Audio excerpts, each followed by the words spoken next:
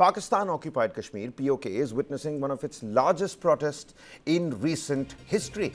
And this, even as the Awami Action Committee has launched these sweeping demonstrations across the region. What we're also learning that they've put across a 38-point agenda in front of the local administration. They say this is giving undue control to Islamabad, and prime factor there being the abolition of the 12 legislative assembly seats reserved for Kashmiri refugees residing in Pakistan. The call for a shutdown in a chakka jam, a wheel jam strike, potentially indefinite, has triggered heightened tensions, with Islamabad now resorting to the deployment of security forces en masse and cutting internet access from midnight to curb this mobilization.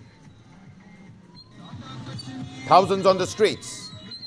PoK witnessing massive protests. News9's input editor Brijesh Pandey joins us here on the broadcast.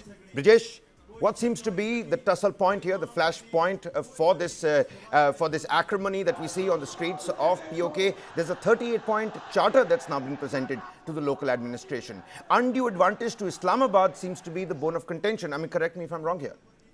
Absolutely. And one of the things which is driving people living in Pak occupied to a stage of desperation where they are forced to, to stage a protest of this magnitude is the crumbling infrastructure, and there's absolutely no word from the government on how to improve upon their living standards, their situation which they're facing in the Pak occupied Kashmir. The other fact is that, that the government, instead of reaching out to all these stakeholders, instead of, trying to talk to them out of this protest, they are kind of trying to double down on them. And, there's a massive deployment of armed forces in and around Pakistan-occupied Kashmir. And also all the important exit and entry points have been sealed by the government. And, the protesters, the ACC initially thought that there would be some sort of dialogue which would be done by Shahbaz Sharif government, and they will look into their genuine grievances of how they're living in crumbling infrastructure. There is no proper mechanism through which they can, get their grievances addressed. What the Islamabad is doing is that they're sending 1,000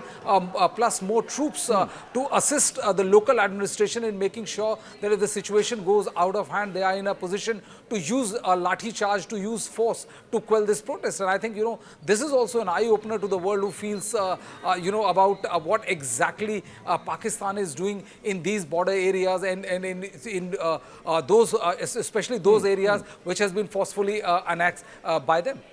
And Brijesh, take a look at, you rightly pointed out yourself, security deployment, communications blackout, political handling, and the military and defensive posture that the Shahbaz Sharif government has taken, needless to say, absolutely under pressure. It's going to be very interesting to see what really happens in PoK. It's turning out to be volatile. It's closer to our borders, and we'll have to keep a close eye on this. Many thanks, Brijesh, for joining us and helping us out with the latest details.